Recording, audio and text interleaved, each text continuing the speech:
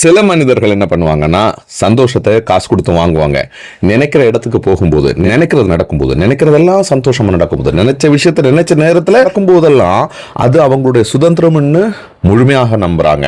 அதுதான் உண்மையிலேயே சுதந்திரமும் கூட. நாம நினைச்ச விஷயங்கள் நினைச்ச நேரத்துல நினைக்கும் போதெல்லாம் நடக்கும்போது அது சுதந்திரம் தானே.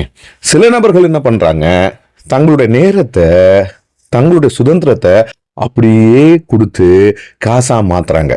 உண்மைதானே? காசை கொடுத்து சுதந்திரத்தை வாங்குறாங்க. இரண்டாவது நபர்கள் சுதந்திரத்தை கொடுத்து காசை வாங்குறாங்க. வேலை செய்யும் போது நம்ம சுதந்திரம் இன்னொருடைய கையில தானே. நாம இன்னொருத்தருக்கு வேலை செய்யும் போது நம்மளுடைய சுதந்திரம் இன்னொரு மனிதருடைய கையில இருக்கு. காசு கிடைக்குது, சந்தோஷமா வாழ்றோம். இப்போ ரெண்டுமே சுதந்திரத்துல தான் போய் முடியுது. ரெண்டுலையும் காசும் இருக்கு. எது எக்ஸ்பென்சிவ்? சுதந்திரம். அது நீங்க எப்படி வைக்கிறீங்க, எப்படி எடுக்கிறீங்கன்னு ரெண்டாவது பாயிண்ட். எவ்வளவு தூரம் புத்திசாலித்தனமா இருக்கிறீங்களோ, எவ்வளவு தூரம் ஸ்கில்டா இருக்கிறீங்களோ, சுதந்திரம் உங்களை தேடி வரும். மதிக்கத்தக்கது சுதந்திரம். அது வைஃப்ட இருந்து கிடைச்சாலும் அது சுதந்திரம் தான். பிரம்மாண்டமா வாழ்றதுக்கு சுதந்திரமா வாழ்வோம்.